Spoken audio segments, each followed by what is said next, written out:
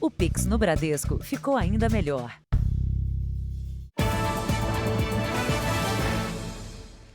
Boa noite. Boa noite. A Polícia Civil apreendeu cerca de 6.000 garrafas de bebidas falsificadas no interior de São Paulo. Além dos produtos prontos para serem comercializados, os policiais encontraram uma grande quantidade de material para fabricar as bebidas.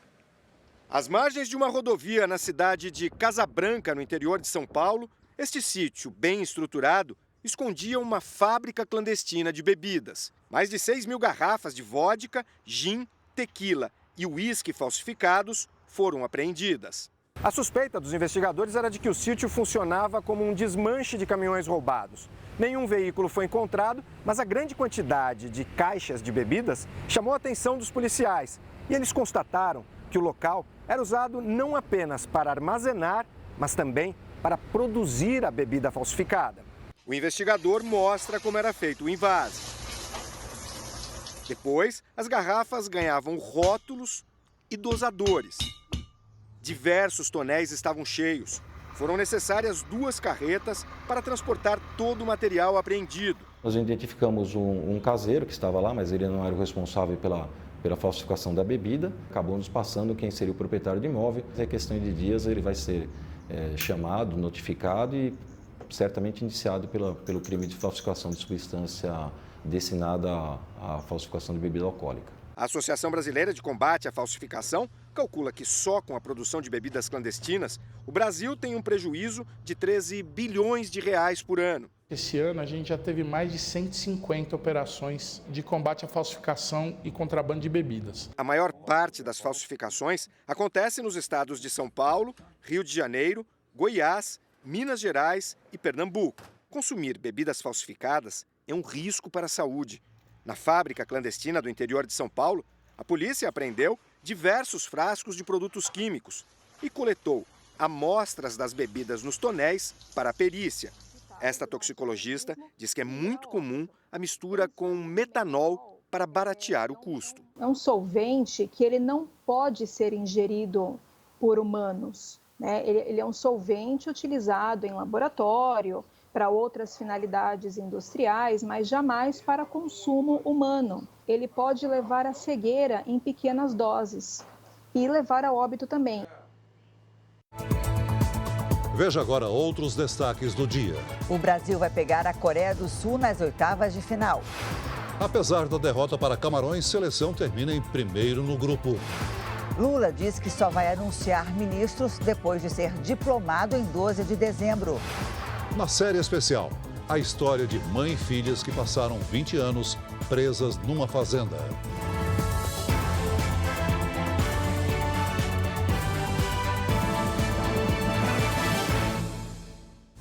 Oferecimento Bradesco. Entre nós, você vem primeiro.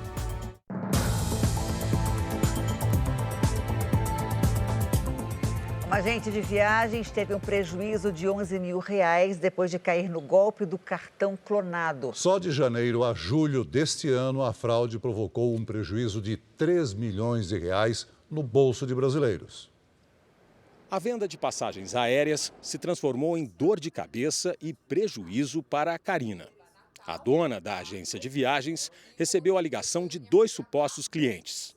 Ela emitiu os bilhetes e o pagamento foi feito por cartão de crédito. E o diálogo da pessoa era muito tranquilo, passou detalhes, o que ele ia fazer lá, e não achei suspeito em nada.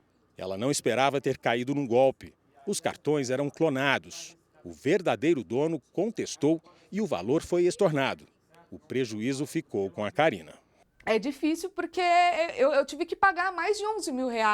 O meu lucro não é esse mensal, afinal eu sou uma microempreendedora. O Brasil registrou no primeiro semestre deste ano quase 3 milhões de tentativas de fraudes em transações com cartões de crédito. O número cresceu 8% em comparação ao mesmo período do ano passado. Para esta advogada, especialista em direito do consumidor, o aumento das fraudes está relacionado ao crescimento das compras pela internet, impulsionado pela pandemia. Consumidores e também os comerciantes devem ficar atentos a alguns cuidados. sempre fazer um cadastro ali buscando o máximo de informações possíveis. Nesse caso em questão, né, da agência de turismo, né, ficar atento e desconfiar quando é feito compras altas de passagens aéreas com a data de embarque muito próxima. Foi preso em Goiás um homem acusado de cometer estupros em série. Pelo menos 5 mulheres teriam sofrido abuso sexual em pouco mais de uma semana. Uma das vítimas voltou ao local do estupro, uma região isolada que fica na Serra das Areias, em Aparecida de Goiânia. Ela está traumatizada. A todo momento sempre agressivo, muito agressivo. Falava que ia me matar para mim ficar quieta, que senão ele matava. Imagens de câmeras de monitoramento mostram um suspeito de moto à procura de vítimas. Ele sempre usava capacete para não ser reconhecido e ameaçava as mulheres com uma faca. Ele passava por elas, voltava, abordava com a faca, obrigava elas a sentar na moto e as levava para um local ermo. E lá ele praticava o estupro contra elas. De acordo com a polícia, José Paulo Santos Oliveira, de 24 anos, estuprou pelo menos 5 mulheres nos últimos 9 dias. Ele admitiu 2 dos crimes. O auxiliar de obras era casado e, para justificar as saídas à noite, dizia para a mulher que ia para a casa da mãe ou para uma distribuidora de bebidas. Após o estupro, ele roubava o celular da vítima para revender. Foi através de um desses aparelhos encontrado com outra pessoa e do rastreamento da placa da moto que a polícia chegou até o suspeito. José Paulo já tinha passagens pela polícia por roubo, estelionato e receptação. A delegada divulgou as imagens dele por acreditar que existam mais vítimas. Só de pensar que ele não vai fazer mais vítimas, já para mim, tá bom. O policiamento foi reforçado no Morro do Juramento, no Rio de Janeiro, depois da troca de tiros entre policiais militares e traficantes. O chefe do tráfico na região está entre os 5 mortos no confronto. Blindados da Polícia Militar ocuparam os principais acessos da comunidade que fica na zona norte do Rio de Janeiro. Nas ruas, comércio fechado e pouco movimento dos moradores. O helicóptero da Record TV registrou um criminoso armado com um fuzil na região. O reforço na segurança aconteceu um dia depois do tiroteio que terminou com 5 homens mortos e um ferido que está sob custódia no hospital. No meio do confronto, houve rajadas de fuzil. Calma, calma. Criminosos foram flagrados correndo para fugir da polícia. O tiroteio assustou quem voltava para casa. Motoristas ficaram no meio do fogo cruzado e muita gente procurou abrigo. A circulação de uma das linhas do metrô foi interrompida por questão de segurança. O setor de inteligência da polícia já havia identificado que 2 facções disputavam o controle da venda de drogas na região. Uma equipe foi enviada ao local para evitar o confronto entre as quadrilhas. Mas, segundo os PMs, eles foram atacados e revidaram. O chefe do tráfico, aqui do Morro do Juramento, está entre os mortos. Rodrigo Barbosa Marinho atuava como traficante há mais de uma década. Ele foi preso em 2011 e ganhou a liberdade em março desse ano, quando assumiu o comando da comunidade. 7 fuzis foram encontrados com os suspeitos mortos no tiroteio. A polícia do Rio de Janeiro investiga um pedreiro suspeito de ameaçar mulheres pela internet. Segundo as investigações, ele usava perfis falsos nas redes sociais. Jefferson de Souza fingia ser representante de marcas famosas de biquínis. Ao conseguir vídeos íntimos das vítimas, exigia dinheiro para não divulgar. A pobreza no Brasil alcançou o recorde no ano passado. O dado foi divulgado hoje pelo IBGE e revela que, em 2021, mais de 62 milhões de brasileiros foram considerados pobres. É o maior número registrado desde 2012. O número representa mais de 29% da população. Teve alta hoje uma professora que foi baleada no ataque a 2 escolas em Aracruz, no Espírito Santo. Sandra Guimarães levou 7 tiros. O crime deixou 4 mortos e 12 feridos, 4 deles continuam internados. O adolescente que atirou foi apreendido. A rodovia que liga Jacupiranga a Eldorado, no interior de São Paulo, está liberada. Na última quarta-feira, um deslizamento de terra invadiu a pista. O momento em que a encosta cedeu foi gravado pela passageira de um ônibus, que por pouco não foi atingido. O vídeo mostra o desespero de passageiros de um ônibus que tentam fugir de uma série de deslizamentos. Meu Deus do céu! As quedas de barreira aconteceram em uma estrada no Vale do Ribeira, no sul do estado de São Paulo, na última quarta-feira. O ônibus e pelo menos mais de 10 carros ficaram atolados na lama. Ninguém ficou ferido. Os passageiros tiveram que voltar a pé para casa, enfrentando a chuva e o barro. Só tem que tomar cuidado. Nos últimos 10 dias, choveu 8 vezes mais do que o esperado para o período no Vale do Ribeira. A cidade de Jacupiranga, a 215 quilômetros de São Paulo, foi uma das mais afetadas pelos temporais. Hoje foi decretado estado de emergência. Rodovias como esta, que cortam a área rural, onde vive mais da metade da população, ficaram totalmente bloqueadas depois que a terra das encostas cedeu. A gente não tem ainda ninguém em estado, nenhuma família em estado de isolamento. Ainda há alguns bloqueios em estradas rurais, mas com rotas alternativas. Motoristas que passavam por este trecho, por pouco não foram soterrados. Está passando de carro aqui, isso aí pode cair em cima da gente e... Não sobra nada. Não sobra nada. Aí eu não pego estrada quando chove, por causa que nesse trecho aqui geralmente sempre desbarranca, né? Máquinas foram usadas para liberar a pista da SP-193. Mas a preocupação continua, porque o solo está encharcado e a previsão é de mais chuva nos próximos dias. Na Bahia já são 12 cidades em estado de emergência por causa da chuva. Mais de 40 municípios foram afetados. 4.000 pessoas tiveram que sair de casa. Na casa dessa aposentada, a parede da sala caiu. Tudo aqui foi tomado pela água. A gente quase morre aqui afogado, eu e meu marido tentando salvar alguma coisa sem conseguir. Os moradores ribeirinhos passam o dia apreensivos. O alicerce foi levado pela força da correnteza e a Defesa Civil condenou o imóvel. Nessa escola, as aulas foram suspensas. O temporal também castiga o sul da Bahia. Em Buranhém, a represa cedeu e a água invadiu bairros inteiros. Depois de quase um ano das enchentes, aqui estamos nós novamente, vendo o mesmo cenário. Em Itabuna, o nível do rio Cachoeira subiu bastante. Essa ponte foi interditada hoje para veículos. Somente os pedestres estão liberados para a travessia. Em Fundão, na região metropolitana de Vitória, no Espírito Santo, bois foram arrastados pela correnteza. A inundação também atingiu outras cidades. Uma pessoa morreu soterrada. Os estragos causados pela chuva isolaram comunidades inteiras em Fundão. Essa ponte foi encoberta pela água. O rio que corta a cidade subiu 8 metros acima do nível normal e impediu o acesso ao pronto atendimento do hospital. Este vídeo impressionante mostra quando bois são levados pela correnteza na comunidade de Três Barras. Em Viana, também na região metropolitana de Vitória, a enchente alagou ruas inteiras.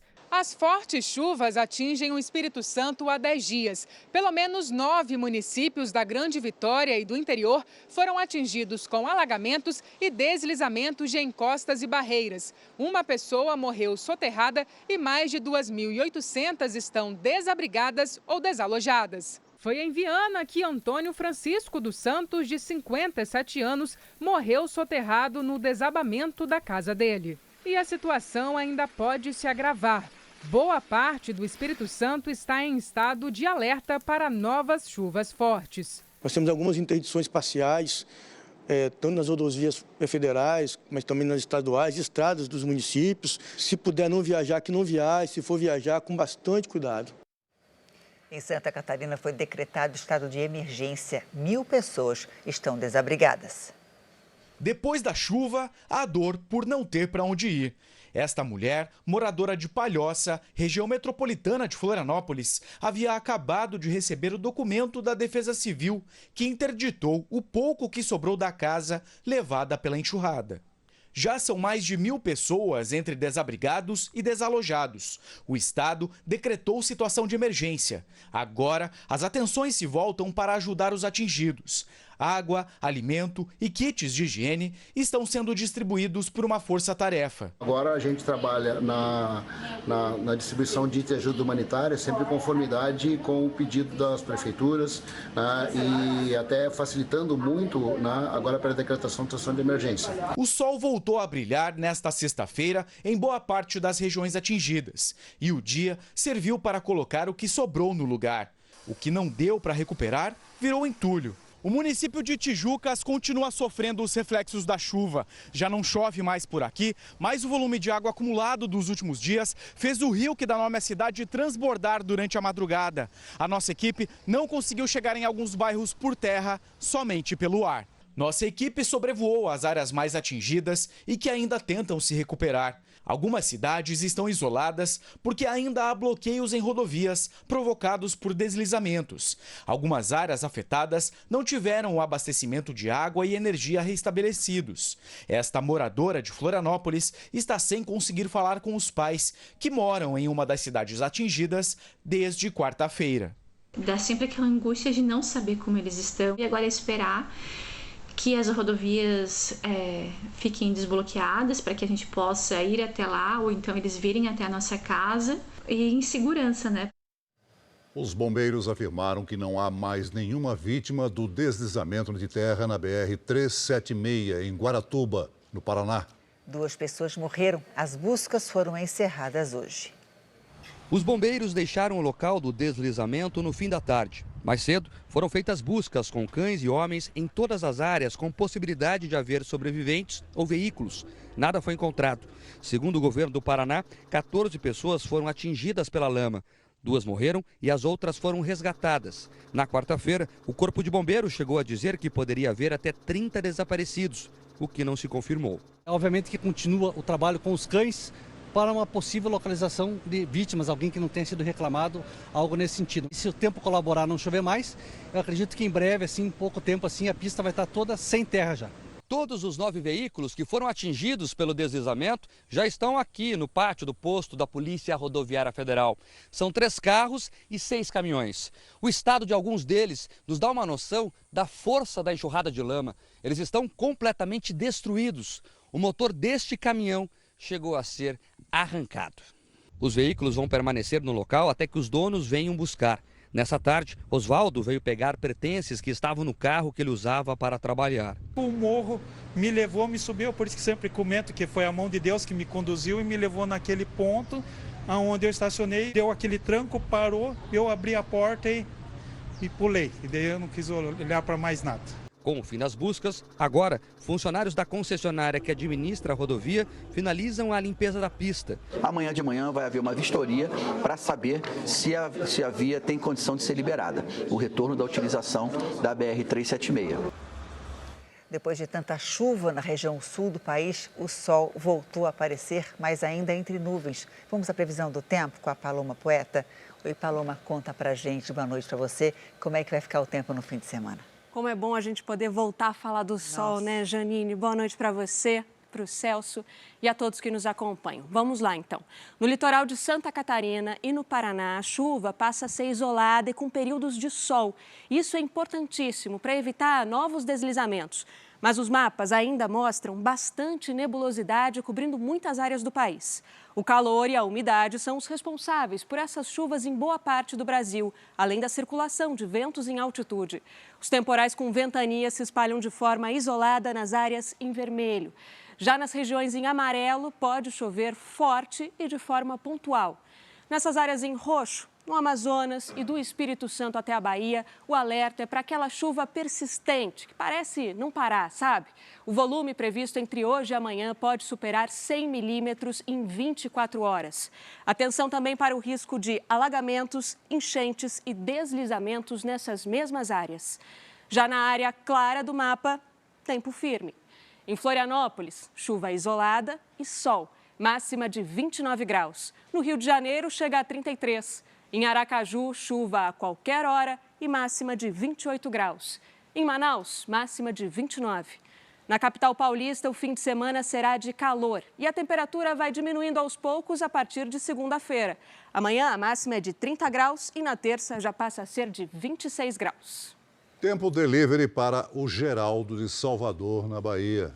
Claro, vamos para lá então. Oi, Geraldo. Obrigada pelo carinho, primeiramente. Por aí, o fim de semana será de tempo encoberto com chuva a qualquer hora. No domingo faz até 28 graus e na segunda o volume de chuva deve aumentar. No nosso Tempo Delivery, você pede a previsão do tempo pelas redes sociais, como o Geraldo fez, e a gente responde. É só enviar o nome da cidade com a hashtag #VocêNoJR. Janine, Celso, bom fim de semana para vocês. Obrigada, Paloma. Para você também, Paloma. O presidente eleito Lula disse hoje que Gleisi Hoffmann não vai assumir nenhum ministério no futuro governo e que vai seguir à frente do PT. Lula disse ainda que só deve anunciar o ministério depois de ser diplomado no Tribunal Superior Eleitoral. Lula confirmou que irá aos Estados Unidos depois da diplomação para uma conversa com o presidente Joe Biden e que a guerra na Ucrânia estará na pauta. O petista disse que está bem de saúde, mas deve passar por uma revisão médica neste sábado por conta da cirurgia feita na garganta há 12 dias. Quanto à PEC do estouro, enviada ao Congresso nesta semana, Lula destacou que o texto já foi discutido com os presidentes do Congresso e com lideranças partidárias. A expectativa é que a proposta seja votada no Senado na semana que vem. Essa PEC já foi conversada com o presidente da Câmara, com o presidente do Senado, já foi conversada com várias lideranças. Até agora não há sinal de que as pessoas querem mudar a PEC. Eu espero que o Congresso Nacional, Câmara e Senado tenham simplesmente sensibilidade e possam votar do jeito que nós queremos. Se precisar ter um acordo, nós também sabemos negociar. A PEC dribla o teto de gastos para pagar o Bolsa Família de R$ 600 no ano que vem. Lula garantiu que a presidente do PT, Gleisi Hoffmann, não será nomeada para um ministério. Em off, integrantes da equipe de transição dizem que o presidente eleito teria ficado irritado com a postura radical de Gleisi Hoffmann. Lula vem conversando com diversos partidos em busca de apoio, mas a postura radical da presidente do PT tem causado dificuldades. Ele reclama que Gleisi tem falado demais e sobre temas que estão fora da alçada da petista. Ao falar do time de ministros, o petista explicou que a escalação só sai depois de 12 de dezembro, quando acontece a diplomação no Tribunal Superior Eleitoral. Lula adiantou que já tem 80% da equipe definida na cabeça. Para a pasta da economia, deixou uma dica: será a cara do seu primeiro mandato. A expectativa até agora é em torno do ex-prefeito de São Paulo, Fernando Haddad. No primeiro mandato, o escolhido, Antônio Palocci, também era um político do PT. Depois que eu for presidente da República, reconhecido e diplomado, aí eu vou começar a escolher o meu ministério. Tá? Não precisa ninguém ficar angustiado. Não precisa ninguém ficar nervoso, criando expectativa, porque eu, no fundo, já tenho 80% do ministério na cabeça, mas eu não quero construir um ministério para mim, eu quero construir um ministério para as forças políticas que me ajudaram a ganhar as eleições. Chefes de Estado alinhados com a gestão do PT devem comparecer à cerimônia de posse de Lula no dia 1º de janeiro. Mas um deles, o ditador da Venezuela, Nicolás Maduro, pode ser impedido de participar do evento. O governo do presidente Bolsonaro editou uma portaria há 3 anos que proíbe a entrada de altos funcionários do regime da Venezuela no país. Segundo a portaria, a entrada de integrantes do governo da Venezuela vai contra a Constituição do Brasil. O presidente eleito já pediu ao Ministério das Relações Exteriores para fazer os convites formais às autoridades. Mas Maduro não deve comparecer. A seguir, o Brasil vai enfrentar a Coreia do Sul nas oitavas de final da Copa do Mundo. E também uma tentativa de assalto a um carro forte termina com um assaltante e um segurança baleados.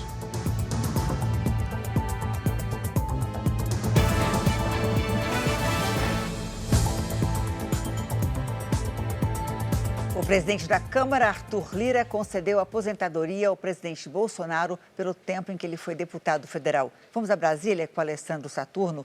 Oi, Saturno, boa noite para você. Olá, Janine. Boa noite para você, para o Celso e a todos que nos assistem. Bom, essa medida ela foi publicada hoje no Diário Oficial da União. Bolsonaro deverá receber em torno de R$30 mil por mês. Ele foi deputado entre 1991 e 2018, quando se elegeu presidente da República. A concessão do benefício ela foi baseada em duas leis, uma de 1982 e outra de 1997. Ele também recebe a aposentadoria de mais de R$11 mil como capitão reformado do Exército. E a partir do dia 1º de janeiro, Bolsonaro será o presidente de honra do PL. A remuneração será em torno de cerca de R$33 mil. Aí, somando todos os valores, os rendimentos do presidente Jair Bolsonaro vão chegar na casa dos R$75 mil. Celso, Janine. Obrigada, Saturno. O governo teme ficar sem dinheiro para pagar os benefícios da Previdência Social. No documento enviado ao Tribunal de Contas da União, o chefe da Casa Civil, Ciro Nogueira, questiona o tribunal sobre conseguir mais R$22 bilhões em crédito extraordinário, acima do teto, já estourado, para o pagamento dos benefícios. No documento, Ciro Nogueira fala ainda sobre o possível crescimento imprevisível e extraordinário de despesas obrigatórias. Agora, o Jornal da Record faz um convite para você ajudar a Abades. A instituição sem fins lucrativos já existe há 70 anos e oferece de graça para crianças e jovens escola, tratamentos de saúde, assistência social e inclusão no mercado de trabalho. Veja como participar. Quem quiser ajudar pode entrar nessa corrente do bem e doar o valor que puder. É só ligar 0500 508 0707 para doar R$7. 0500 508 0720 para doar R$20. 0500 508 0740 para doar R$40. Ou você pode doar qualquer outro valor através do Pix. doe@abades.org.br. Se preferir, aponte o seu celular para esse QR Code e você vai ser direcionado para a doação. Ajude a Abades a construir uma sociedade mais inclusiva.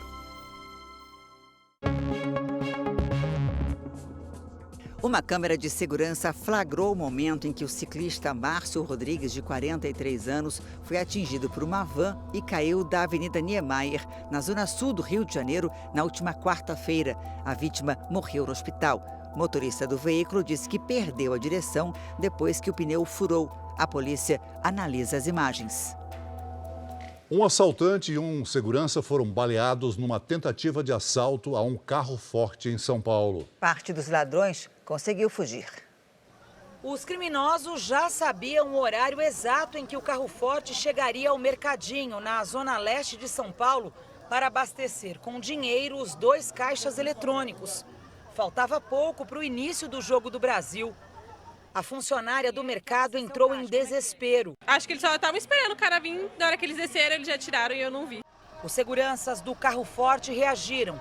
Um deles foi baleado e socorrido, mas não corre risco de morrer. As crianças deitou no chão, a mulher mandou todo mundo correr da sala e foi um desespero mesmo. Carros que estavam estacionados e outros comércios próximos foram atingidos por muitos disparos. 10, 11, 12, 13 tiros. Foi muito assustador.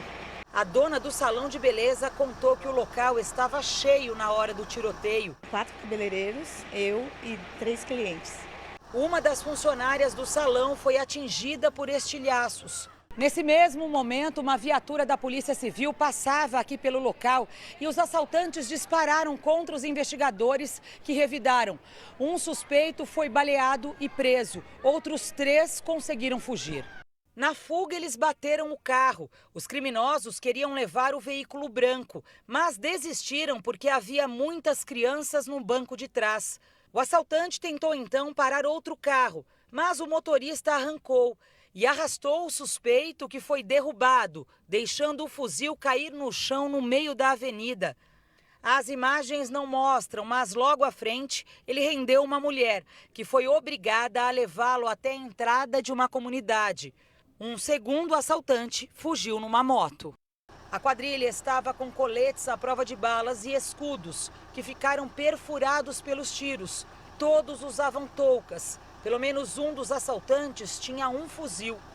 Os criminosos que fugiram não conseguiram levar o dinheiro. Vamos falar agora de Copa do Mundo? A Milena Ciribelli já está aqui com a gente. Oi, Milena, boa noite para você.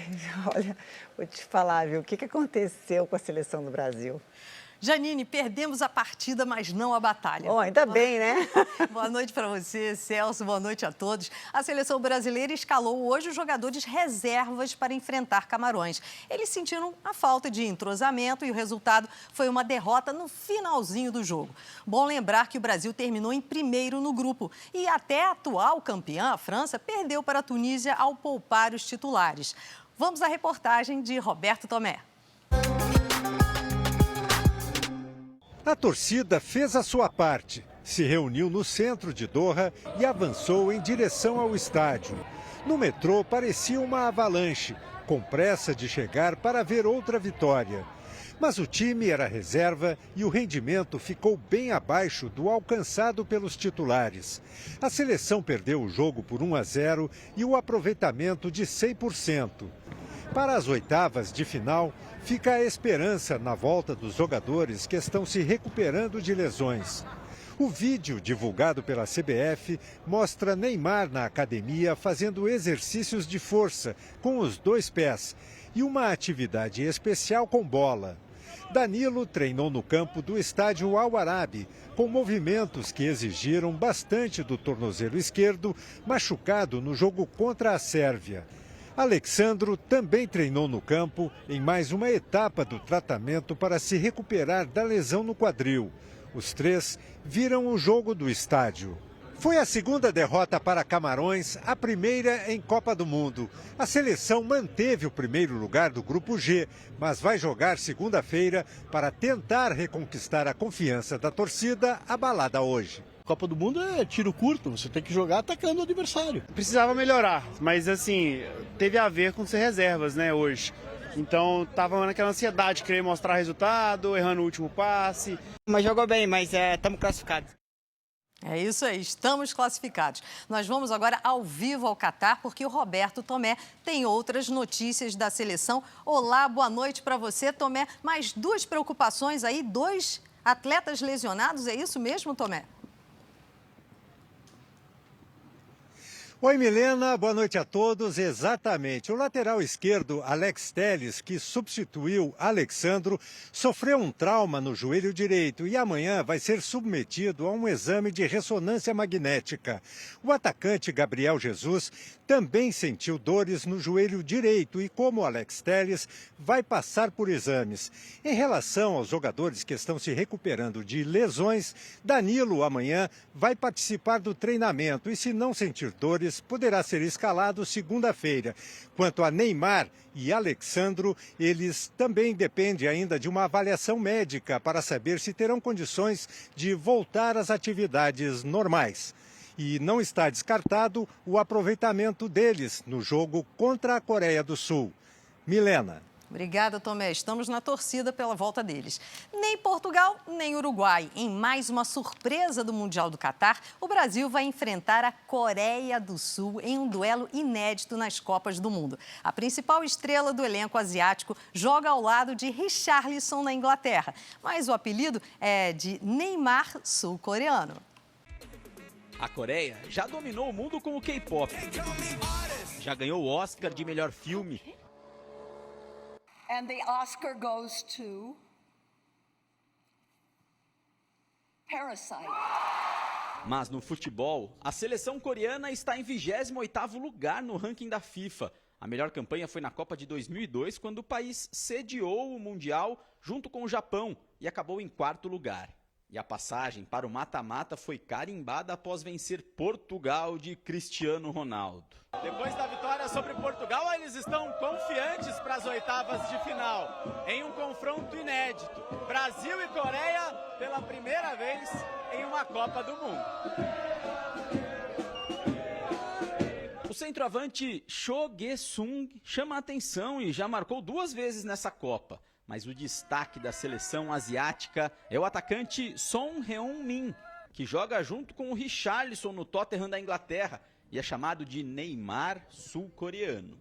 Richarlison is good, but Son Heung-min is world best! Nós precisamos do nosso Neymar em campo, então. Bom, daqui a pouco eu volto com outras notícias da Copa. Janine e Celso. Até já, Milena. Até já. A seguir, como fica o caminho do Brasil na Copa até a final da competição. E veja também o caso da mulher que passou mais de 20 anos presa numa fazenda com as filhas.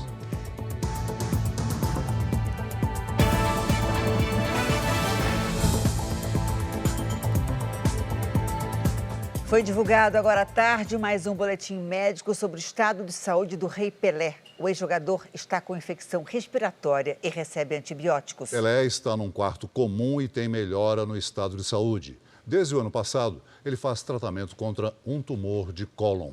Bom, com essas zebras estão definidas, então, todas as partidas das oitavas de final. Vamos ver como ficou?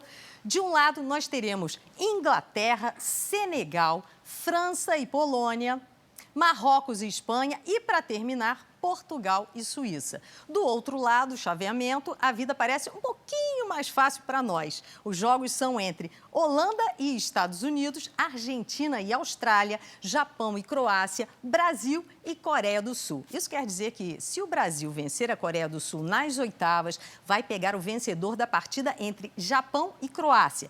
Já dá para saber, por exemplo, que a nossa seleção pode enfrentar a Holanda ou a Argentina numa semifinal. Se chegarmos até lá, a final pode ser contra a Espanha, Inglaterra ou França. Imagine essa final, Brasil e França, hein, gente? Isso, é claro, se não pintar mais nenhuma surpresa nessa Copa. Mas vamos ao que vem primeiro. Amanhã começa o mata-mata, com Holanda e Estados Unidos e depois Argentina e Austrália. A Holanda é favorita na primeira partida e a Argentina na outra. Mas nessa Copa cheia de zebras, né, não dá para cravar nada.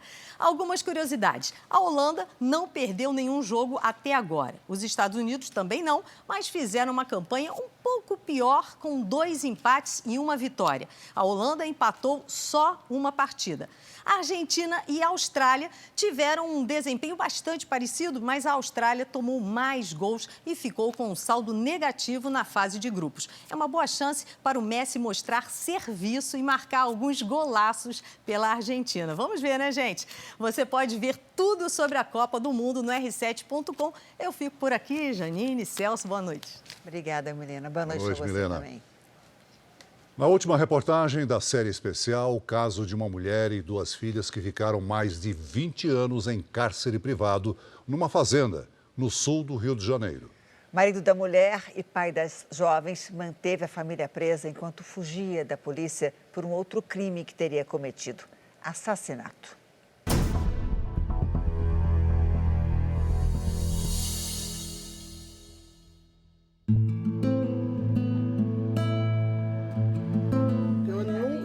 De encontrar minha filha mais viva. Para mim, a minha filha já estava morta há muito tempo.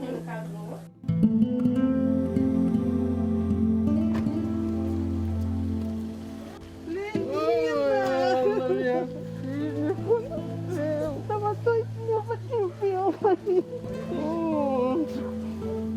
O reencontro marcado pela emoção, as lágrimas de alívio.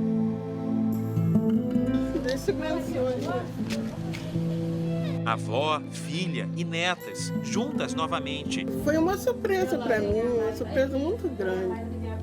Encontrar ela, minhas netinhas. Para entendermos esse desfecho, é preciso voltar no tempo. Nossa história começa no início dos anos 2000, na cidade de Valença, no interior do estado do Rio de Janeiro. O município fica a cerca de 150 quilômetros da capital.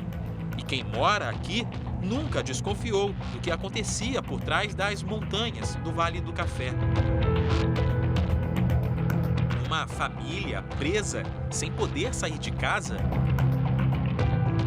Primeira vez que eu fico sabendo disso. Foi uma surpresa muito grande. Para mim foi um baque. Valença tem hoje cerca de 76 mil moradores, mas 3 deles só entraram para as estatísticas há pouco tempo. é que mãe e 2 filhas nunca estiveram no radar das autoridades.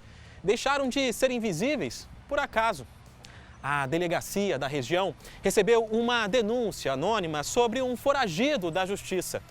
Decidiu investigar e encontrou muito mais do que esperava. José do Carmo João, de 60 anos, era procurado pelo assassinato de um homem em 2001. Mas a polícia descobriu que desde então ele mantinha a esposa e as 2 filhas em cárcere privado, dentro de casa. Essas 3 mulheres, elas, durante mais de 20 anos, não tiveram o direito de ir, não tiveram o direito de vir, não tiveram o direito de se socializar e não tiveram o direito de escolher. A pedido da nossa equipe, os agentes refizeram o trajeto até o local onde tudo aconteceu. Nós estamos a caminho da fazenda que fica na área rural da cidade. São cerca de 40 minutos de distância do centro com um terreno bastante acidentado. Na primeira tentativa de busca, as viaturas não conseguiram passar por aqui.